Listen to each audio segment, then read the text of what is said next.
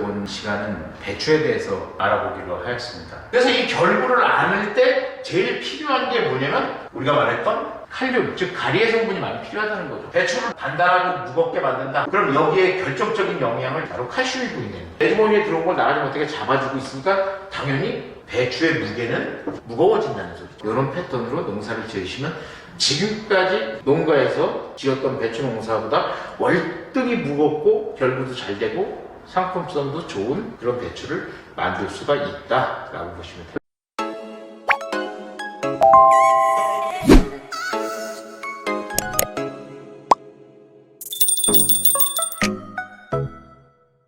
안녕하십니까.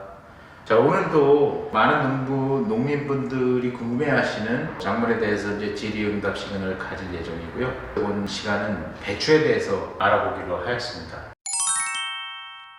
자, 결부 같은 경우는 어떤 개념이냐면 기본적으로 처음에 자라기 시작했던 배추 이파리들이 어느 정도 크기를 가지고 이제 크다 보면 여기서 이제 신초들이 나오게 되고 이렇게 이제 자라게 되는데 일정 부분 시기가 되면은 보통 30일 정도가 되면 이쪽 안쪽의 성장보다는 바깥쪽의 성장을 많이 도와주게 되죠. 그러다 보면 이 이파리들이 어떻게 되느냐? 그냥 직선으로 자라는 일반적인 잎과 다르게 말리기 시작을 해요. 그래서 결부를 안게 되는 거죠. 그래서 이 결부를 안을 때 제일 필요한 게 뭐냐면 우리가 말했던 칼륨, 즉 가리의 성분이 많이 필요하다는 거죠. 그래서 14-0-15라고 하는 여기에 칼슘까지 들어가 있는 유니칼슘이라고 하는 이 제품을 써주라고 했던 이유는 20일 정도 지나고 나면 생장을 도와주고 그리고 25일 정도 있다가 한번 주면 이때부터는 가리가 효과를 발휘를 하면서 외벽의 성장을 도와주는 역할들을 하기 때문에 결국에 포기를 감싸는 역할들을 한다. 저장성이나 단단한 것들까지 생각을 한다면 우리가 말했던 인산이랑 가리가 합쳐진 것들을 옆면 시비로 뿌려줘도 상당히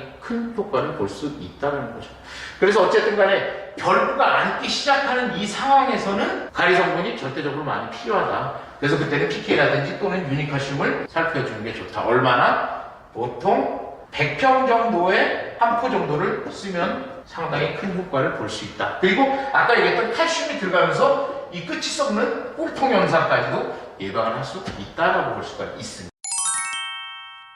자, 우리가 배추 생산을 할 때 상인들한테 팔거나 시장에다 판매를 할 때 보면 일단 배추가 크고 탐스러워야 되죠. 그리고 그렇게 크고 탐스러운데 무게가 안 나가면 사실상 소비자들이 만져보고 그냥 다시 내려놓게 되는 경우들이 많이 있다는 거죠. 그래서 배추를 단단하고 무겁게 만든다. 그럼 여기에 결정적인 영향을 바로 칼슘이 보이는 거죠.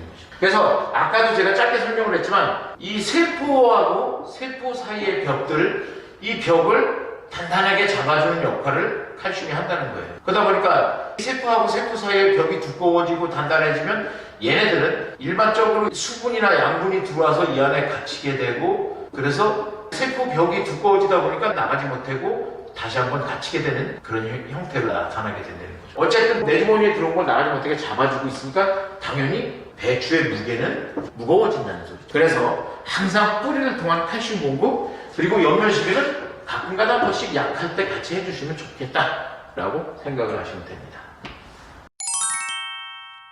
예전에는 사실 요소 위주의, 즉 질소질 위주의 이제 비료를 공급을 했던 거고요. 요즘에 와서는 기본적으로 질소가 필요하고요. 그리고 인산은 사실상 바닥을 끼는 정도. 가리가 질소의 한 3분의 2 이상은 쫓아간다라고 보시면 되고, 자, 중요한 건 칼슘이 질소의 절반을 쫓아가야 된다는 거죠. 그래서 처음에 기비로다가 비료를 쓸 때 N, P, K 또는 뭐 황, M, 마그네슘, 칼슘 이런 것들 종합적인 시비가 가능하게 이때 뭐를 주느냐? 2%라는 제품을 줍니다. 그래서 2%는 지난번에 설명드린 것처럼 12-8-12에 육칼슘, 마그네슘 그리고 미량요소까지 다 들어있기 때문에 이때 주면 질소 인산 가리의 비율을 또 더군다나 칼슘 때문에 이 균형을 잡아줄 수 있고 이후에 추비를 줄 때는 14-0-15 플러스 17 칼슘 요거를 2회 정도 주면은 처음에 미비료가 들어가서 2%가 기본을 잡고 유니칼슘이 들어가서 질소, 가리, 칼슘을 충분히 공급할 수 있어서 보통 100평당 한 포 정도를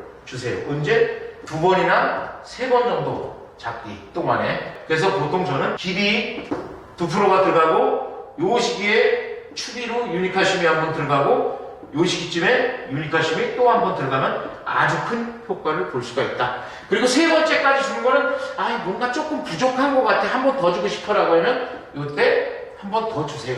다만 요때는 150평이나 한 200평까지도 충분하다. 그래서 이런 패턴으로 농사를 지으시면 지금까지 우리 농가에서 지었던 배추 농사보다 월등히 무겁고 결구도 잘 되고 상품성도 좋은 그런 배추를 만들 수가 있다라고 보시면 돼요. 일단 제가 간략하게 질문 들어온 것들만 설명을 드렸고요. 댓글창에다가 궁금하신 것들은 남겨주세요. 나는 뭐 때문에 이런데 이런 것들 성실히 답변을 드리겠습니다. 자, 오늘도 수고 많으셨습니다.